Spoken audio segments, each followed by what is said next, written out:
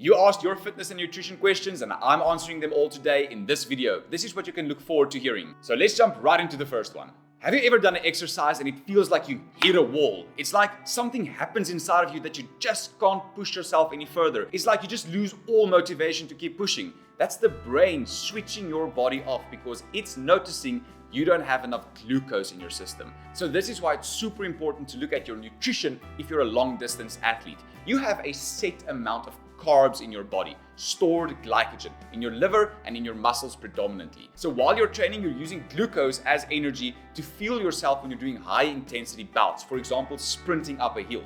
So you can deplete your glucose levels if you do not fill yourself up during the race with those little glucose sachets. The moment your body runs out of muscle glycogen and liver glycogen, it's simply going to tell you you need to stop right now. You'll lose all motivation to push yourself further. And this is a safety mechanism because the brain can only function by using glucose as a fuel. And it's very energy inefficient to turn protein or fats into glucose. That's why you hit a wall during training and you really need to look at consuming glucose during a race. For example, those little sachets.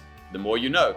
Ever heard of tren before? It's a steroid. It is the only way for you to grow muscle fibers on your muscles. But if it's the only way to grow muscle fibers, then how can you actually get more muscle without using steroids?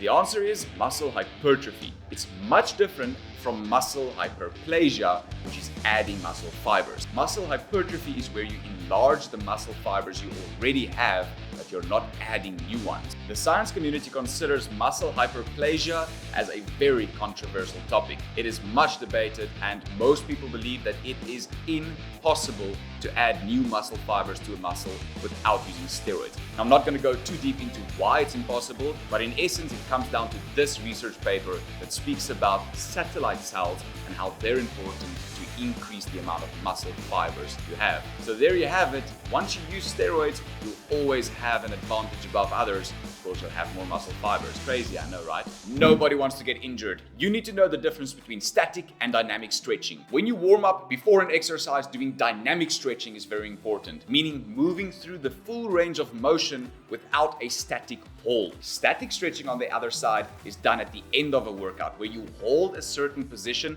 to stretch out the muscle. Here's why you do it. Doing dynamic stretches before a workout, you lengthen the muscles and shorten them. You create a mind-muscle connection to ready those muscles to do a good job during the workout session, thereby preventing a muscle failing during a workout session. If you do a static stretching session before a workout session, however, you're going to end up by over-lengthening the muscle fibers, and that will actually weaken your movements during an exercise. Dynamic stretching can be done after a workout. It'll help remove metabolites that have been formed during the workout session. A static stretching session will always be best after a workout session. So do your body a favor. Don't get injured. Static stretches after a workout session and dynamic stretches before a workout session. I hate calorie tracking, but I love it. It's not for everyone, and it's very important to figure out whether you are right for calorie tracking or not. There's two ways to basically lose weight.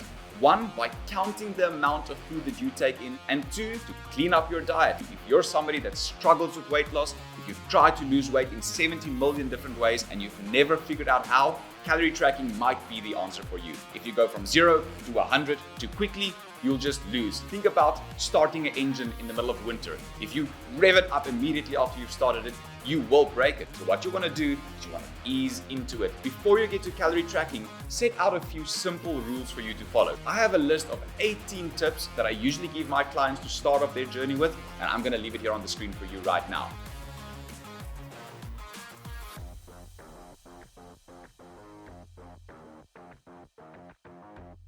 I hope these tips help you, enjoy them, and if you have any questions, drop them in the comments below. Have you ever heard of old man strength? It's just old people have so much strength in their hands, for example. It's almost unbelievable. It doesn't match the amount of muscle they carry. This is called muscle memory, but there's a scientific way to look at muscle memory. It goes a little something like this. Performing a certain skeletal movement requires three things to happen. A signal from the brain, through the network of neurons, to the muscle where it contracts and pulls on the bones to do something like this. So the older you get, the more muscle pathways and interactions with the muscle you build. And that's why the brain can innervate more muscle fibers after a few years of training than it can do in the beginning. Meaning, at the moment, you're probably not even using half of your muscle's potential. That's right, motor neurons, you're probably only using half of them to innervate the muscle. The more you train, the more innervation there'll be, the stronger you'll get. They say more than 80% of the increase in strength in your first 3 months of training only comes from adaptation to neurons. The more you know. Most of us find ourselves sitting like this the whole day. We think our posture needs improvement, so we think we need to strengthen our backs to pull our shoulders back, and that will give us a good posture. But in actual fact it's not a weak back that is the problem, it is a tight chest that is the problem. If your pec muscle is too tight, it'll pull your shoulder forward. So what we actually want to do is we want to stretch out those pec muscles, and that's going to reduce the tension on our shoulders, which will actually help the muscles in the back do their job at pulling the shoulders back and down so that we can have a good posture. Good shoulder posture is so important to reduce injuries. If this shoulder capsule isn't in the right position while you're doing specific lifts, you will injure yourself. It's called an overuse injury. And by improving your posture, that's how you can get long-term results without injuring yourself. You're overweight because you have an underactive thyroid or your insulin resistance. Has a doctor told you that, but they never tested for it? It is impossible to know whether you are insulin resistant or you have an underactive thyroid without going for blood tests. You really need to know whether your thyroxine levels are high or low, and whether your glucose and insulin levels are high or low. If you know that you have high insulin levels, you still have a chance of recovering from it, and you might be able to decrease your insulin resistance. If you have unbalanced thyroxine levels, you have to see a doctor. But what's so important to remember is it's impossible to identify hypothyroidism or insulin resistance without going for blood tests. No single symptom can show you it. It can't be deducted from looking a certain way, walking a certain way, talking a certain way. Have to go for tests. The keto diet is all the hype at the moment. It's great for weight loss, but is there something we should know about the difference between good fats and bad fats, and how big of an impact do they play on our health?